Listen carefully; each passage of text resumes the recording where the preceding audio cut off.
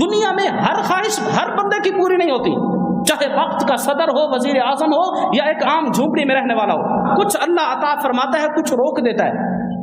اگر اللہ ہر چیز ہی دیتا رہے تو پھر اس کو خدا کون کہے گا؟ وہ یہ بھی تو بتاتا ہے کہ میں تم سے اوپر ہوں، تمہارا رب ہوں، میں چاہوں تو عطا کروں، چاہوں تو نہ کروں۔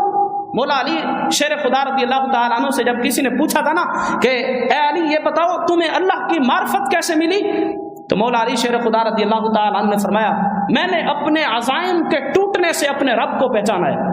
یعنی میں پختہ ارادہ کر لیتا ہوں، عزم کر لیتا ہوں کہ یہ کام کروں گا، لیکن اللہ میرا وہ کام توڑ کر بتاتا ہے کہ میں تیرا رب ہوں۔